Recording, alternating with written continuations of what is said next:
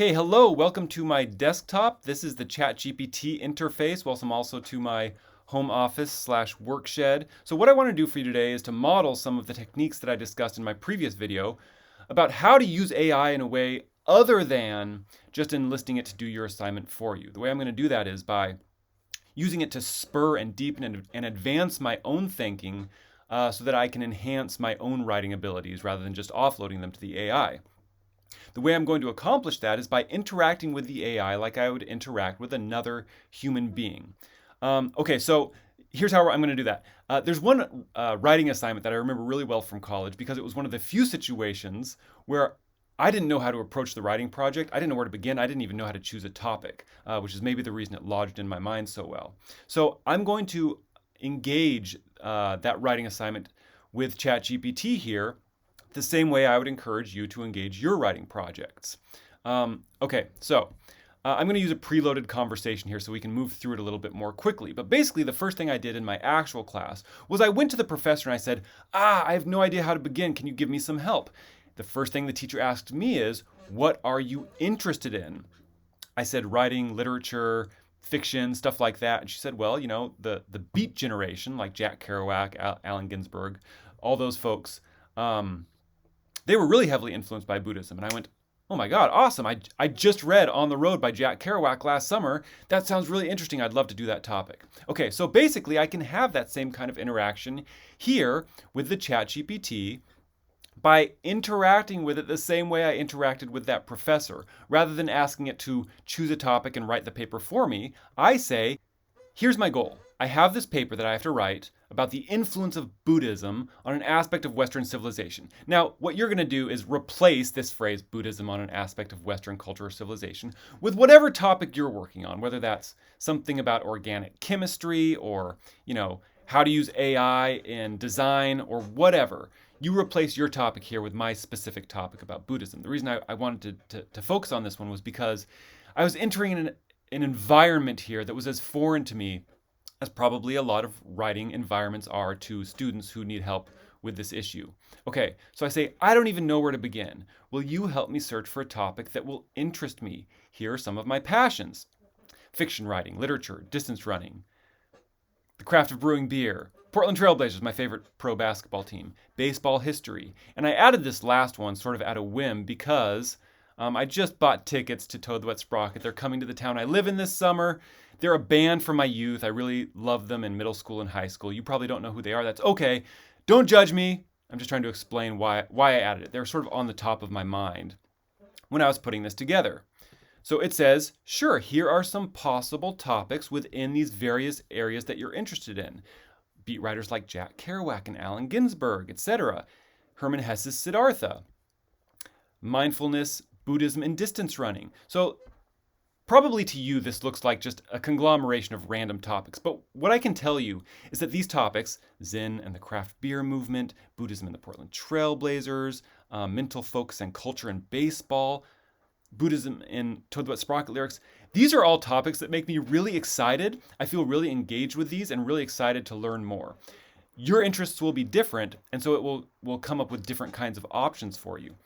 Now, the point of this is not necessarily to use this as a menu that we're choosing from, but as a sort of starting point, a brainstorming session, something to ricochet off of as we start pursuing our own ideas and developing them. So as I'm going through this, I can tell you that I feel like I should probably go with, the Jack Kerouac, Beat Generation, Buddhism in Western literature kind of topic. It feels like the most fruitful for this kind of assignment. But I'll tell you what's actually going on. And I explained this to the GPT. A lot of really interesting topics here, but I'm really feeling stuck on this idea of Toad the Wet Sprocket. Since they're coming to Eugene, I'm thinking back to the first concert I ever went to was this band. I went with my dad, and now that it mentioned the lyrics, I'm starting to think back and be like, yeah, you know what? I didn't appreciate it at the time or even recognize it, but now that I think about it, there was some Buddhist influence on the topics of their songs or the way that they approached them. So you know what? I'm going to go with what I find interesting. We'll explore it and see if it can work as a paper. So I say, let's go with that one. It says, that's fantastic. Let's do it. And then it starts trying to do my work for me. Now, this is the point at which I say, whoa, whoa, whoa, whoa, whoa, back off. I'm going to do my own work here. I'm going to do my own thinking. I don't need you to come up with a thesis. I don't need for you to come up with angles to explore. I'm going to look at these as a way to spur my own thinking, but I'm not just going to blindly accept them. Okay, so looking through this, my next reaction is, oh gosh, I don't think they were popular enough. They were a minor band, even at the time. I don't think they really impacted the whole culture, but, I don't remember drawing any associations to Buddhism from their music, so I'm still like grappling with this. Like, will this actually make a good topic? Rather than asking ChatGPT to decide for me, I'm asking it my questions as a way to think about this further. I have a couple questions. Is there another band that I could choose instead of Toad the Wet Sprocket that might have had a bigger impact? Because second, who cares if Toad the Wet Sprocket really sang about Buddhist topics? What I'm doing here is thinking through my topic a little further. As I'm planning my essay, I'm sort of testing out these ideas. It says, yeah, there are a lot of bands that have been influenced by Buddhism. Number one, the Beatles. And then it says, these are more like, the Beatles were more about Buddhist adjacent ideas, not really about Buddhism itself. So I think, that probably won't work. And also that's like a probably really well-established topic that I'm not as interested in exploring. Leonard Cohen, not really. Allen Ginsberg was a poet. I read about this and go, oh gosh, those sound like not very enjoyable concerts. Beastie Boys became practicing Buddhists. That's really interesting to me. I didn't know that, and I kind of want to learn more. But none of these topics quite capture my interest the way that Toad the Wet Sprocket does. Now, all that I'm gauging here is my own internal feelings. Like, what sparks ideas? What do I feel engaged in? And that's really what I'm using to make my decisions here. What I'm not doing is just like selecting from the list that ChatGPT offers. I'm using that to like gauge my own feelings and thoughts. Okay, who cares if Toad sang about Buddhist topics? You do, and that's enough. Your personal connection gives the topic weight. Well, yeah, I'm probably sophisticated enough as a writer at this point to have made these conclusions myself, but these might be really important aspects to think of if you aren't as sophisticated a writer at this point. Cultural influence isn't always loud. It doesn't have to be seismic like the Beatles. It can quietly shape people's values or thought processes. And it raises bigger questions about spirituality and pop music. Like, okay, were there a lot of spiritually inspired or Buddhist inspired songs or values at the time? So these have got me thinking. Wow, that's really interesting about the Beastie Boys and Allen Ginsberg. But, I think I want to pursue the idea with Toad the Wet Sprocket. Okay, I'm starting to get an idea for how some of these ideas might work. You're right, one of the things that hooked me, I'm realizing now as I'm conversing about the topic, is that a lot of their songs touched on Buddhist ideas. Maybe that was true for other people as well. It was crazy to go to a concert. Nobody that I knew really liked them very much. So I go to this concert and suddenly everyone there is a huge Toad the Wet Sprocket fan. And when I remember that, I start thinking, I wonder if all of them were affected as personally and individually and deeply with the meaning of these songs as I was. That might show that this has reached and was a valid topic. But then also, I'm not thinking about the way that, culture or music in general was doing the same thing, engaging with these Buddhist ideas. I'm thinking about the way that music at the time was so angsty and how Toad the Wet Sprocket kind of provided a counterpoint to a lot of the tones that were set by musicians like Alanis Morissette and Rage Against the Machine and Nirvana. Hey, I say, there's a Buddhist term. Now, this is one of the key benefits of approaching your interactions with ChatGPT this way.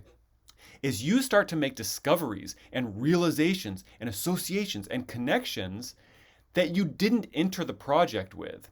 So in other words, it spurs your thinking, it helps your learning, and this is a great example of it when I suddenly realize, oh my gosh, this other band that I'm thinking of is actually named after a Buddhist term. Okay, so it tries to give me another thesis. It tries to outline my paper for me. And this is the point at which I want to say, like, no, like, back off. When I'm working out, I don't want you to lift the weights for me. When I'm running, I don't want you to do the last lap for me. I'm going to do this myself. Maybe I glance at it to see how it spurs my thinking, but ultimately I say, please stop trying to write my thesis for me or outline my paper. I just want you to help spur my thinking and give feedback when I ask for it. And you'll notice right here, it updates its memory. So it's going to remember this preference, or at least it says it will. The follow through is always sort of spotty on these things. Okay, so at this point, I'm feeling really excited about the topic, and I can't resist going and listening to some old Toad the Wet Sprocket music, which is really fun. But also, while I'm listening to them, I start finding some information for my topic, like, oh my gosh, this song that I hadn't considered back when I used to listen to this music, throw it all away. Like, that's exactly about, the Buddhist ideas of not becoming attached, or about impermanence. Reincarnation song is distinctly Buddhist. So, like, I'm having these realizations by engaging further with the topic rather than asking ChatGPT to do that engagement for me, to go out and find songs or information. Now that I've done that, now that I've started gathering some materials for my paper, I ask it, like, what are some other songs that I should look at? I'm not saying, go find some more, analyze the lyrics, and spit out some output that demonstrates the Buddhist tendencies of this band. I'm saying, give me some places that I can go look myself, to make my own discoveries, to do my own thinking. And it gives me some good ones. Okay, from this album, take a look at these songs. Here are some of the things to be looking for. From this album, Dulcinea, go look at these songs. Here are some things to be looking for. And then it gives me this other tip that I really like. Don't just listen to the lyrics, but listen to the emotional tone of the music. And I tell it, okay, I don't know about some of the stuff you're telling me to go look for, but I'll go listen to those songs. And also, great idea. I've only been thinking about the textual analysis of the lyrics. I hadn't thought about how to actually bring in the tone or the melody of the music. I'm not sure exactly how to do that, but it's something I'll start looking for. So this is another great example of the way that AI can spur my thinking, broaden my awareness, and help me make better observations in my research. So we're starting to bleed now a little bit from the planning and thinking phase into the research phase. When I'm going and listening to this music, that's a form of research that I'm doing to compile information that will help me with my topic. Okay, so I ask it to help me with more of that kind of research. Now, the wrong way, or the way I would advise against, is to say, okay, ChatGPT, go out and research this and give me a bunch of information. No. I'm saying, can you help me find some sources that I could read myself? Now, this is exactly the kind of interaction that I would have with a librarian. I wouldn't go to a librarian and say, please give me a bunch of information about Toad the Wet Sprocket and their Buddhist influences. I would say, where do you think I should search for that information? What might be some productive or some especially credible sources? And the librarian would help direct me to those sources, but I would read them myself. So I'm thinking about a couple things here. I say, first, I want to hear from the band members in their own words, like maybe an interview, or maybe even they wrote something themselves that I could read. Second, I'd like to hear what other people have to say about their Buddhist influences, like maybe reviews or critiques or scholarship that breaks down their Buddhist influence or the presence of Buddhist ideas in their music. Can you direct me to those kinds of articles? And it says, yes, it doesn't just give me the information that I can find in these kinds of articles. It doesn't just outline them or summarize them. It gives me the links. So what I do next is I click on each of these links. I start reading the research. I start writing down the things that are important or valuable or that will assist me in pursuing this topic. In this way, the AI is helping direct my learning, my investigation, but I'm still the one broadening my view and doing the thinking. And the second source turned up something really interesting. All of these were really fantastic and really helped me advance my knowledge about the really strong but not overbearing Buddhist influences on this obscure band that you've never heard of. Okay, so listen to this. Oh my gosh, in that second source, because I read it myself rather than having ChatGPT summarize it, I made this incredible discovery, which is part of the joy and benefit of doing this research. you run into stuff that you didn't mean to, and you find important angles or connections that you would have never thought of on your own. Now listen to this. In that second source, the interviewer talks about, one, Toad's music as a connecting point with his dad. So like he's having the same experience as a teenager that I did, connecting with my dad over this music. But number two, he went to the exact same concert that I did. He mentions it was in Portland, Oregon, at the Arlene Schnitzer Hall with Hootie and the Blowfish as the opener. And that Hootie even came out, Darius Rucker was the lead man of Hootie and the Blowfish, often referred to as Hootie. Not information you need. But anyway, all of this lets me know he was at that exact concert. So one of the things that this does is really excite me, but also it helps me with one aspect of my paper. If I'm going to make the point that the personal, individual experience that I had, the impact that Toad the Wet Sprocket had on me individually, was also experienced by others, well, here is someone at that exact same concert having that same individual experience. So it doesn't just excite me as like a point of coincidence. It really helps me it serves as evidence for a key point that I want to make in my paper. Okay, so I'm using ChatGPT to help think about my topic, to help plan my topic, to help research my topic, but I'm doing the thinking and discovery myself. That's the really important part here. I pursue some other possibilities. Were other bands influenced by Toad the Wet Sprocket? No, kind of a dead end. Not really. It gives me some possibilities. Rather than accepting them blindly, I go like, this doesn't really look like it would help my point. And now I say, okay, so because of all this, I'm starting to put together an outline of the topics that I'll treat. I'm not asking ChatGPT to put together the outline. I'm saying, here are the main topics that I think would work best. Buddhist ideas had a big impact on Glenn Phillips, the frontman. He impacted the music. The music impacted the fan base, like me, and that offered a very different kind of outlook than the music, a lot of the other music, alternative music at the time. Here's the kind of source material I'm going to use to make these points. Phillips's biographical narrative, the content of the songs, and my own personal stories. I ask it, number one, what do you think of this outline? I might ask, a friend, a roommate, a classmate, that same kind of question. Like, here's what I'm thinking about for this paper. Like, what do you think about this? Give me some feedback. And number two, where will people disagree with me? Like, what other objections do I need to consider as I'm putting together this paper?